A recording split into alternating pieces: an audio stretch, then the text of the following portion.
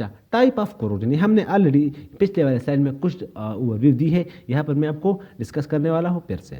Chemical corrosion और dry corrosion, एक हमारे पास केमिकल कोरोजन है जिसको ड्राई कोरोजन भी कहते हैं।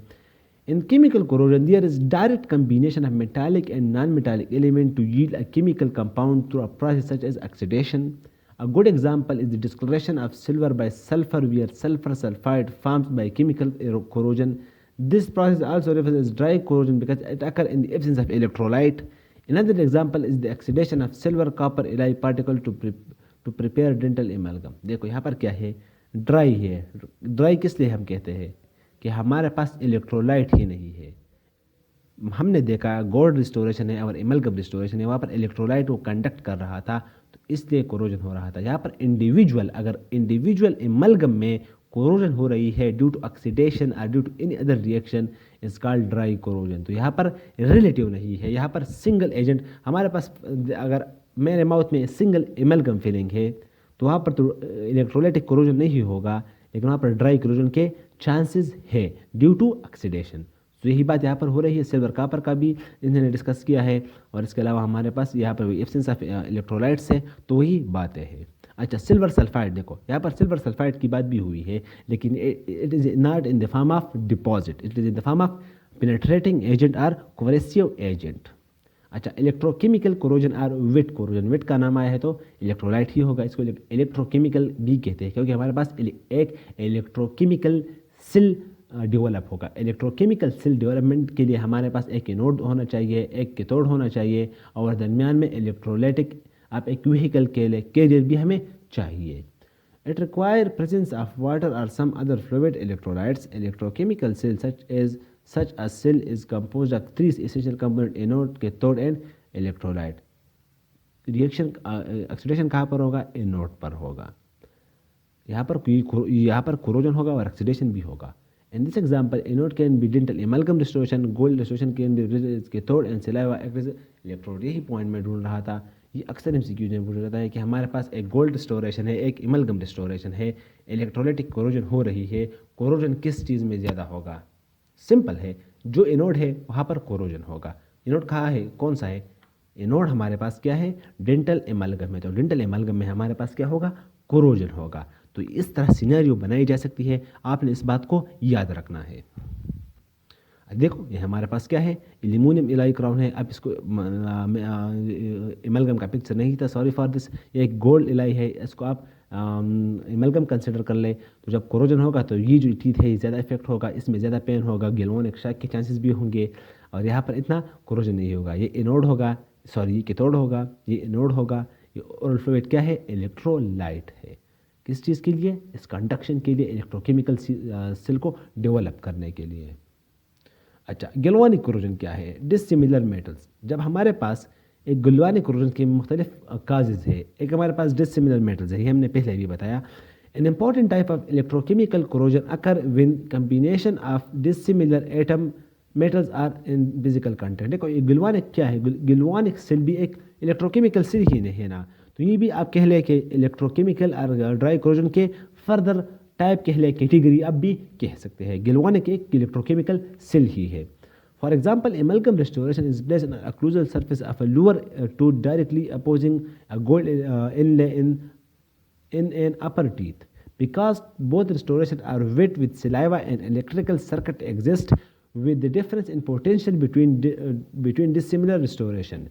When two restorations are brought into contact, there is sudden short circuit through two cells which may result in patient experiencing a sharp pain known as galvanic shock.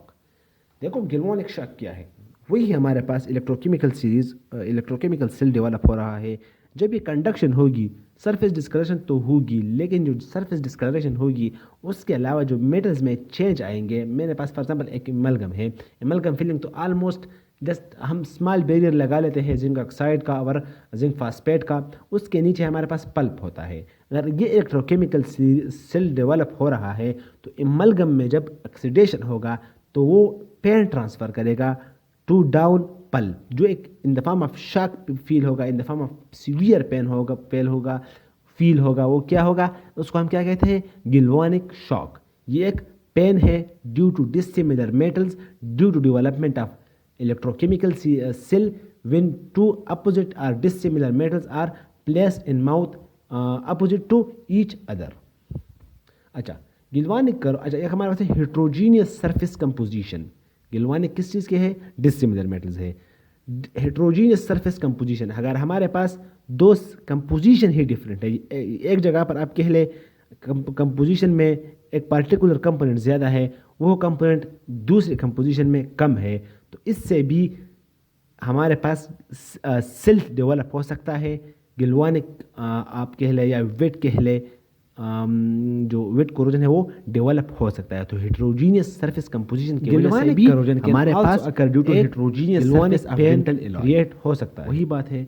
Example include eutectic and peritectic alloy. Peritectic alloy, देखो ये alloys मैंने detail से explain की हुई है कौन से chapter में, यूटेक्टिक एलॉय एंड ये मैंने बेस मेटल में डिस्कस की है। प्रीटेक्टिक एलॉय मैंने सिल्वर वाले वीडियो में डिस्कस की हुई है। मेटालर्जी में मैंने यूटेक्टिक, पीरिटेक्टिक एंड यूटिकॉइड एलॉय में एक कंप्लीट डिफरेंस डिस्कस किया है विद एग्जांपल। आप प्लेलिस्ट में आपको मेटल वाली वीडियो मिल जाएगी, प्लेलिस्ट में वीडियो देख लें। Corrosion resistance of multi phase alloy is less than single phase. जब मल्टी फेजेस होंगे तो हेट्रोजीनियस ही बनेगा ना, तो हमारे पास फिर क्या होगा?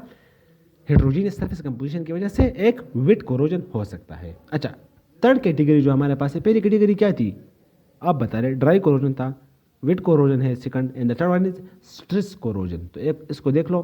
Stress in metal components produced by excessive और continued bending can accelerate rate of corrosion. यहाँ पर मैकेनिकल एजेंट आ रहा है, फिजिकल एजेंट आ रहा है। If stress and unstress metals are in contact in electrolyte, the former will become anode. Former means the stressed one will become anode. यहाँ पर भी सिनेरियो बनाई जा सकती है। अब galvanic acid and will corrode, देखो हमारे पास एक मेटल बेंड हुई है, हमने उससे क्लास बनाया है, शेप हुआ है। मेटल की शेपिंग कैसे होती है ये मैंने मेटल वाले चैप्टर में डिस्कस किया है। मेटल हमारे पास शेप्ड हुई है, जब शेप्ड होगी तो क्या होगी? स्ट्रेस्ड होगी। जब वो स्ट्रेस्ड होगी तो फिर क्या, जब ये स्ट्रेस्ड और अनस्ट्रेस्ड एक साथ पुट किए जाएंगे माउथ में, तो क्या होगा हमारे पास? Due to difference in stress, वहाँ पर केमिकल कंपोजिशन का डिफरेंस था हेट्रोजीनियस में, यहाँ पर हम फेजेस थे, यहाँ पर स्ट्रेस का डिफरेंस है। तो जब स्ट्रेस डिफरेंस होंगे तो जो ज़्यादा स्ट्रेस्ड है वो इनोड होगा, जब वो इनोड होगा इस पर कोरोजन होगा। तो ये आपने पिक करना है, याद रखना है। जिस तरह एमलगम और गोल्ड में एमलगम पर कोरोजन हो रहा था, इस तरह स्ट्रेस में हमारे पास कोरोजन होगा, अनस्ट्रेस में कोरोजन नहीं होगा। In most metallic dental appliances, stress corrosion occur during fatigue or cyclic loading in environmental oral environment. Fatigue क्या है? डिटेल वीडियो मौजूद है और हमारे पास मैंने इंट्रोडक्शन में बताया है physical properties of dental material में।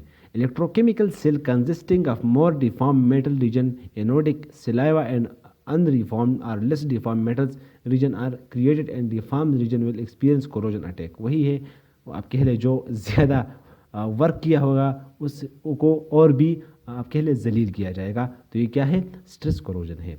एग्जांपल क्या है?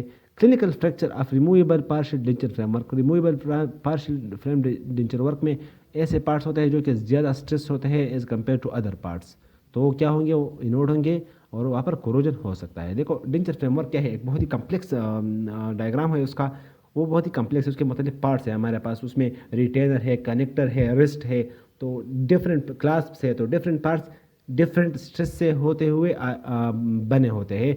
तो due to difference in stress concentration it will cause corrosion. Clinical failure of rubber dam clamps. Clamps हमारे पास भी एक मेटालिक होल्डर होते हैं जो रबर डैम को होल्ड कर लेते हैं, तो वहाँ पर भी कोरोजन होता है ड्यू टू स्ट्रेस का डिफरेंस। तो अक्सर इस तरह भी सिनेरियो बनाई जा सकती है कि हमारे पास जो डेंचर बेस में है उसमें कौन सा कोरोजन प्रोमिनेंट है, तो आपने डिसिमिलर मेटल वाला नहीं लिखना, आपने स्ट्रेस कोरोजन लिखना है। अच्छा, कंसंट्रेशन सेल कोरोजन, ये क्या है? This type corrosion can occur from variation in electrolyte, difference in oxygen concentration.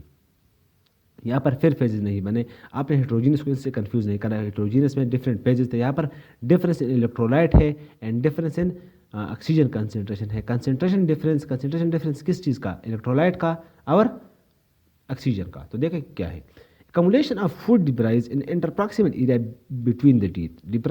Debris produce an electrolyte in that area which is different from electrolyte that is produced by normal saliva at occlusal surface. Are you picking this? Very simple है, आपने थोड़ा सा अपना जहन खुला रखना है। Electrochemical corrosion of the alloy surface underneath the layer of food debris will take place. देखो यहाँ पर जिस जगह पर फूड इम्पेक्शन हुई है वहाँ पर क्या मसला है, सिलाइवा कम है एज़ कम्पेयर टू ओरल, जो हमारे पास जहाँ पर अदर सरफेस जो टीथ के है। तो क्या होगा, डिफरेंस इन इलेक्ट्रोलाइट आया है तो हमारे पास कोरोजन होगा। लेकिन आपको मैं ये टास्क देता हूँ, आपने कमेंट्स में बताना है कि कोरोजन तो होगा लेकिन किस पर होगा, जहाँ पर सिलाइवा कम है या जहाँ पर सिलाइवा ज़्यादा है। आपने कमेंट्स में बताना है कि कोरोजन कहाँ पर होगा।